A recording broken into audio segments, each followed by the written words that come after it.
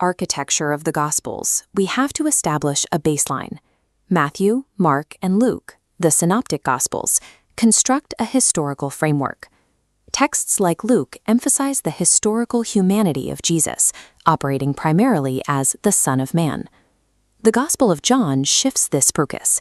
Instead of a chronological human history, the text presents a cosmic, pre-existent figure operating as the Son of God.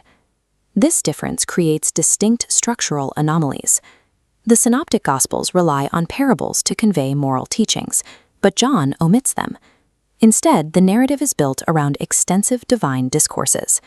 This structural shift indicates that the author is not producing a standard chronological biography. He has compiled a specialized theological treatise.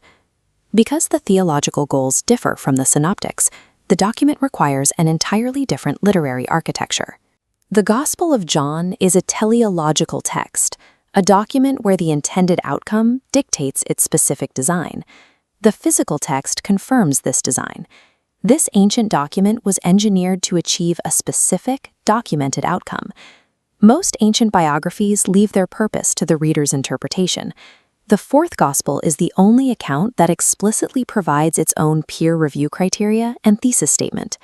That thesis is found in John chapter 20. The text explains that Jesus performed many signs not recorded in the book, but these specific accounts were written so that the reader would believe Jesus is the Son of God and find life through that belief.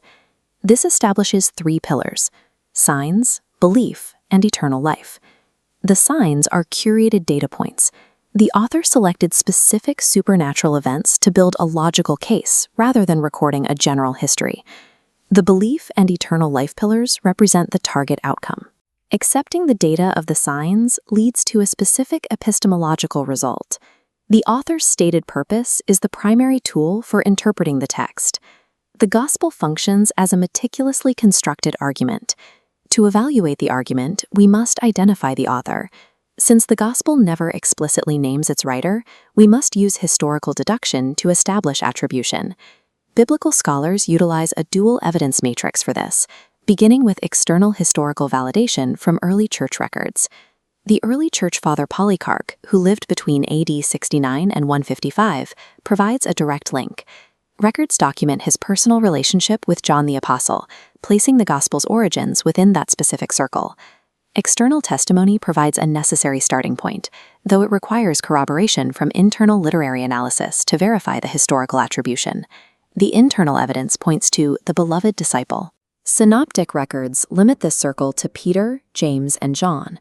James is eliminated by records of his early martyrdom. Peter is eliminated by John 21, establishing them as distinct individuals. This leaves John as the sole candidate. Johannine authorship is a conclusion derived from the intersection of external history and internal literary deduction.